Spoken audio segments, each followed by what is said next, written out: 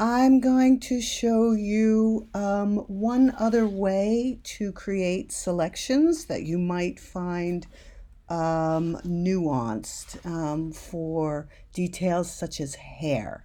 So I created this uh, path in the pen tool, and I'm going to change this into a selection by clicking and dragging it in here. I'm not going to bother with a feather yet because I'm going to change the selection anyway. And first I'm just going to go into curves and show you what the problems might be. I'll hit Command H so that I don't see my selection, but it's there. And just give him some color for his hair. And that's kind of more than I bargained for. Okay, so it looks okay. You can see some artifacting here. The pen tool is really bad at feathery kind of edges like this, and this is why I show this to you with the quick mask. Okay, so I'm going to cancel out of that and grab my hair tool again and turn it into a selection.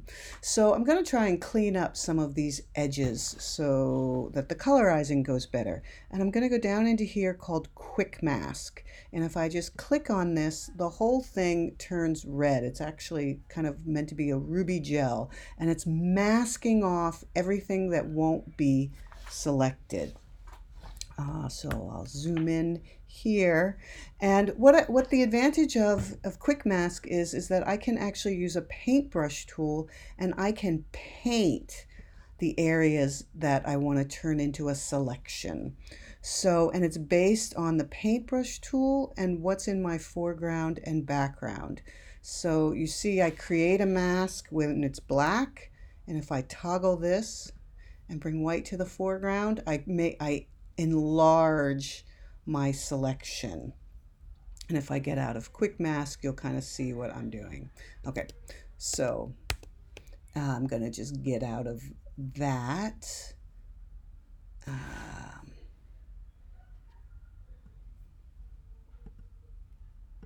There. And what I need to do first is select an appropriate brush size. So I'm going to bring this all the way down and just kind of eyeball it till it's some size that I like.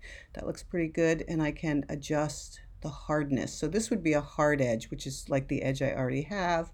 So I want something soft and kind of small. Then I can go in and I can also bring down the opacity. Which I might do. That would give me kind of a feathering kind of look. And so I can highlight these, and you can get as detailed as you want. Now these edges are a great place to use opacity. So if I bring that down, then I can create, because this is really where the hair and the face kind of come together, and it's not a hard line at all. And I can just sort of soften only that up without like giving a huge feather or something to the whole thing, and really kind of target. And you can see the eyebrows look really harsh. And when I saw the color correction, I thought the eyebrows were way too intense on the selection. So here's another place I can actually reduce the selection here so it doesn't select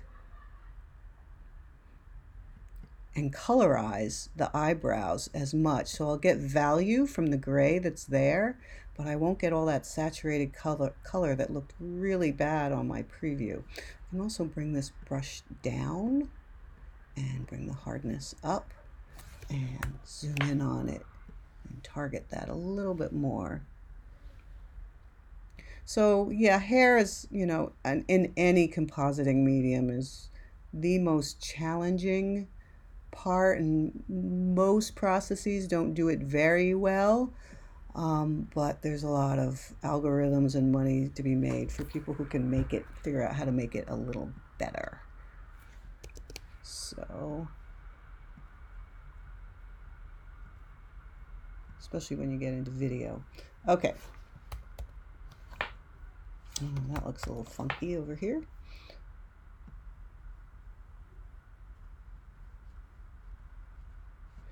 And if you do it too much, no worries, just come back over it. And any place in my paths where the selections didn't work really well, I can clean it up with this. You see anywhere where there's gray on non-hair part, I can clean that up. And so it's not perfect, but it's definitely better.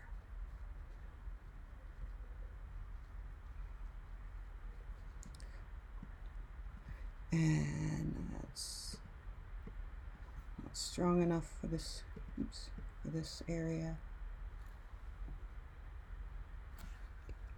I think I'm going to do it the other way.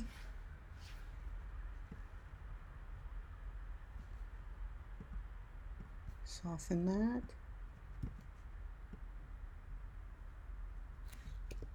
Undo.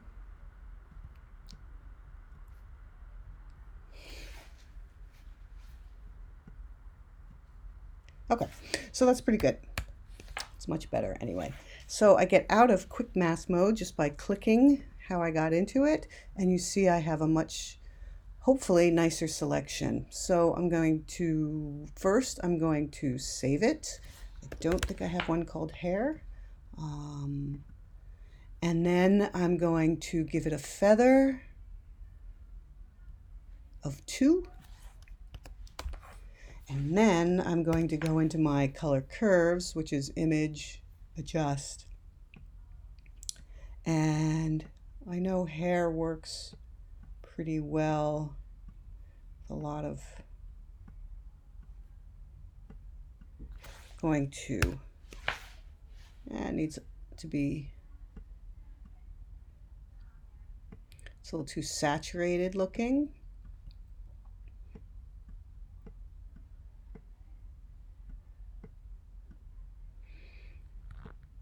And, you know, especially with these colorizing things, because they're not so perfect anyway, so less is more. No reason to be super dramatic about it. And okay, so it looks better. In the next one, I'll show you the pen path tools so that you have a documentation of what we went over in class.